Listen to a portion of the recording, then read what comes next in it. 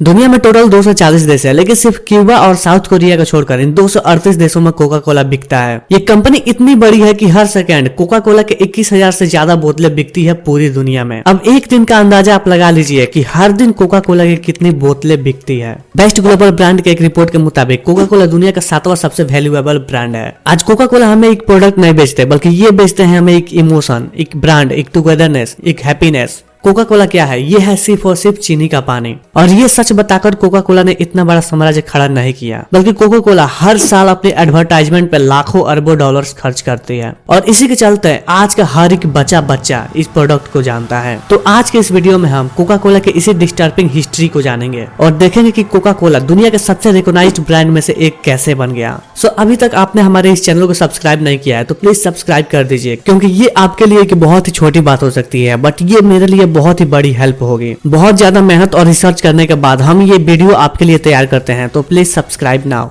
Indian soft drink market दो ही कंपनियों के बीच बटा हुआ है, पहली कोका कोला और दूसरी पेप्सिको। अभी आप मार्केट में जितने भी कोल्ड ड्रिंक्स के नाम सुनते हैं उनमें से लगभग सभी कोका कोला और पेप्सिको के ही प्रोडक्ट होते हैं। आज Sprite, Fanta, Maaza, Coca Cola, Thums Up, Limca, Sprite zero, ये सारे कोका कोला कंपनी के ही प्रोडक्ट हैं। यहाँ तक कि केल्ले वाटर जो आता है वो भी कोका कोला का ही एक प्रोडक्ट है। कोका कोला ऐसे ही और 200 से ज्यादा नॉन अल्कोहलिक ड्रिंक्स बनाती है। तो चलिए 137 साल पुरानी कंपनी के इस कहानी को शुरू करते हैं।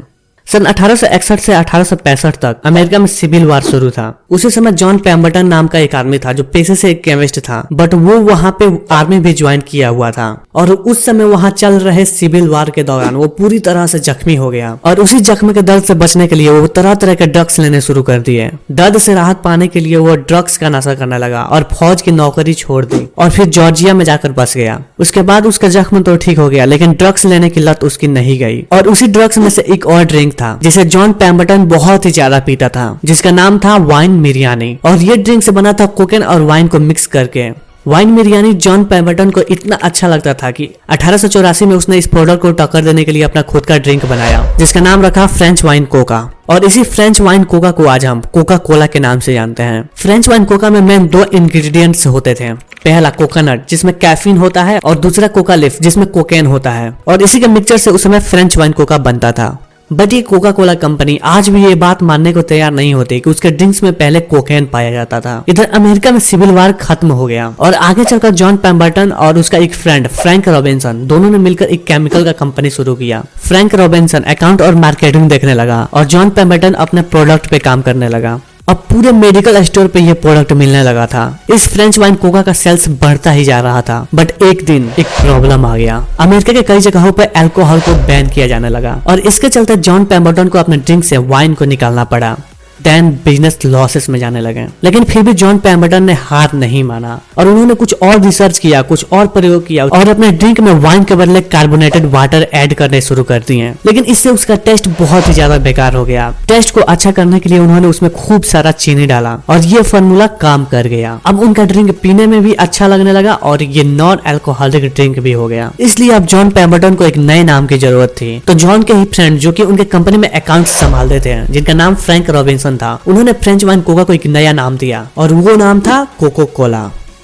दरअसल इस नाम का कोई खास मतलब नहीं था, बस ये नाम इसलिए रखा गया था क्योंकि यह सुनने में बहुत ही अच्छा लगता था। लेकिन इतना सब करने के बाद भी सेल्स नहीं बढ़ रहा था और इसका सेल्स सिर्फ मेडिकल स्टोर तक ही सिमट कर रह गया था, क्योंकि कोका कोला को सिर्फ और सिर्फ एक मेडिकल एस्पेक्ट से ही बेचा जा रहा था और सब लोग उसमें जानते थे कि इसमें अल्कोहल मिला हुआ है, इसलिए कम ही लोग इसे पीते थे। और ज्यादातर लोग इसको मेडिकल एस्पेक्ट में सिर दर्द को कम करने और पेन से राहत पाने के लिए ही प्रेफर करते थे। जॉन पेम्बरटन जो कि इन सभी चीजों का इतना आदी हो गया था कि उसका दर्द उसकी एडिक्शन को बढ़ा रहा था। एडिक्शन के चलते उसका दर्द इतना हाई लेवल में पहुंच गया कि अनफॉर्चुनेटली 1888 में जॉन पेम्बरटन की मौत हो गई। लेकिन उससे पहले ही 1887 में ही जॉन पेम्बरटन ने अपनी कंपनी को $23 में ग्रीक स्कैंडलर को बेच दिया था। ग्रीक स्कैंडलर जो कि पेशे से एक फार्मासिस्ट था और मेडिसिन का मैन्युफैक्चरिंग करता था और कोका कोला का फॉर्मूला खरीदते ही वो इस प्रोडक्ट को एक नए तरीके से लॉन्च किया। अब वो कोका कोला को एक मेडिसिन के एस्पेक्ट से नहीं बल्कि एक tasty relaxing non alcoholic drink के एस्पेक्ट से बेचना शुरू कर दिया और इसको लोगों तक पहुंचाने के लिए वो शहर के कोने कोनों में कोका कोला के होल्डिंग्स और बैनर्स लगवाने लगा। हर एक चीज पे वो कोका कोला का एडवर्टाइजमेंट कराने लगा। कुछ लोगों को फ्री ट्रायल भी देता ताकि लोगों को इसकी लत लग जाए और लाइफ टाइम के लिए वो उसके कस्टमर बन जाए। उन्होंने लोगों को इसकी लत लगाने के लिए मुफ्त में पीने का कूपन दिया। फिर लोगों को कोका कोला का स्वाद इतना रिफ्रेशिंग लगा कि इसे बाद में लोग अपने मन से खरीद कर पीने लगे। अब ज्यादातर लोग इसे एक मेडिसिन के एस्पेक्ट से नहीं बल्कि एक रिलैक्सिंग नॉन अल्कोहलिक ड्रिंक्स के एस्पेक्ट से पीना शुरू कर दिए थे। So business was booming, sales are rapidly increasing and profit को फिर से एडवर्टाइजमेंट के लिए री इन्वेस्ट किया। बड़े बड़े सेलिब्रिटीज को अपना ब्रांड एम्बेसडर बनाया। यहाँ तक कि उन्होंने अपने एडवर्टाइजमेंट पे इतने पैसे खर्च किए हैं कि सांता क्लॉज को अपना ड्रेस का कलर ही चेंज करना पड़ा। जी हाँ, 1930 के पहले सांता का ड्रेस का कलर ग्रीन होता था, बट 1930 के बाद कोका कोला ने सांता क्लॉज का ड्रेस अपने लोगों से मैच कराकर रेड एंड व्हाइट कर दिया और सांता क्लॉज के जरिए भी कोका कोला ने अपना खूब ढेर सारा एडवर्टाइजमेंट कराया। और इस एड ने लोगों को इतना हैवीली इन्फ्लुएंस किया कि लोग क्रिसमस में ही यानी उन ठंड के दिनों में भी कोक पीना शुरू कर दिए। और ये एडवर्टाइजमेंट का एक बहुत ही नया तरीका था जो उस समय कोई भी नहीं कर रहा था। एडवर्टाइजमेंट के जितने भी तरीके थे उन सभी तरीकों से कोका कोला ने अपने एड दिखाए। सबसे पहले बैनर लगाए, उसके बाद होल्डिंग्स लगवाए, उसके बाद फिर रेडियो से एडवर्टाइजमेंट किया, फिर टीवी पे किया, फिर न्यूज़पेपर पे, फिर और आज यूट्यूब पे तो करता ही है।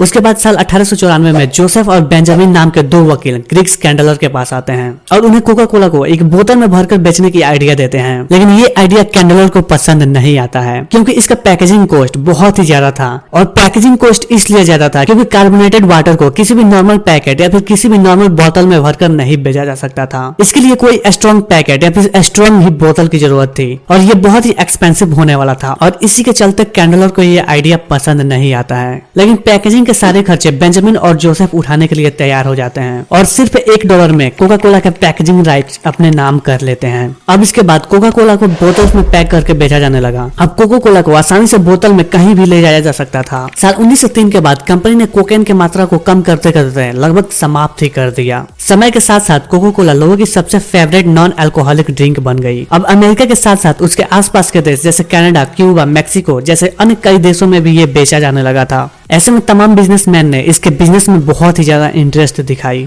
और फिर साल 1923 में रॉबर्ट वुडरफ ने कैंडलर से कंपनी को खरीद लिया।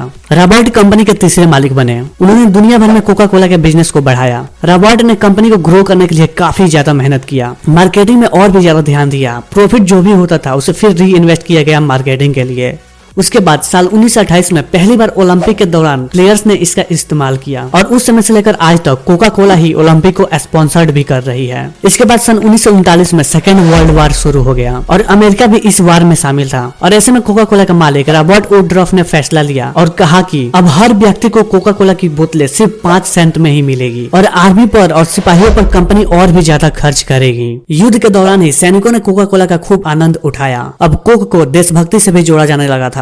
एक रिपोर्ट के मुताबिक युद्ध के दौरान सैनिकों ने लगभग 5 अरब बोतलें पी गए थे कोका कोला के। रॉबर्ट के इस फैसले ने उसी कंपनी को आसमान की बुलंदियों पे खड़ा कर दिया। वर्ल्ड वार के जस्ट समाप्त होने के बाद ही कंपनी ने और भी बहुत सारे देशों में अपने ब्रांच खोले। साल 1990 में जर्मनी में भी कंपनी ने अपने ब्रांच खोले। फिर 1993 में कोका कोला ने पहली बार भारत में अपने प्रोडक्ट को लॉन्च किए। साल 1997 में ये अरब देशों में भी बेचा जाने लगा। अब कोका कोला पूरे वर्ल्ड में लोगों के दिलों पर राज करने लगी थी। आज कोका कोला के करीब 400 से अधिक प्रोडक्ट पूरे वर्ल्ड में बेचा जाता है और ये भी रियलिटी है कि कई सारे लोग इसे आज एक हेडेक टॉनिक के रूप में भी कंज्यूम करते हैं। सेम वैसे ही जैसे शुरू में जॉन पैम्बर्टन ने इसका इस्तेमाल किया था अपने दर्द को कम करने के लिए, सेम वैसे ही आज भी कई सारे लोग अपने सर दर्द को कम करने के लिए इसका इस्तेमाल करते हैं। हालांकि उस समय इसमें वाइन और कोकेन जैसे हार्मफुल चीजें होती थी, बट इस समय भी इसमें carbonated water, high fructose corn syrup, caramel, phosphoric acid, natural flavour और कैफीन जैसी हार्मफुल केमिकल्स ही होती है और इसी से यह रिलैक्सिंग ड्रिंक बनती है। तो ये वीडियो अब काफी लंबी हो रही है, इसलिए मैं इसके दूसरे पार्ट को किसी नेक्स्ट वीडियो में कवर करूंगा और इसमें कौन कौन से मेन इंग्रेडिएंट्स मौजूद होते हैं और यह हमारे लिए कितना खतरनाक हो सकता है, इसके बारे में बात करेंगे हम नेक्स्ट वीडियो में। तो तब तक इस वीडियो को शेयर कर दीजिए अपने उस फ्रेंड के पास जो गर्मियों में सबसे ज्यादा कोल्ड ड्रिंक्स पीता है। मिलते हैं जल्द ही नेक्स्ट वीडियो में। So finally thanks for watching.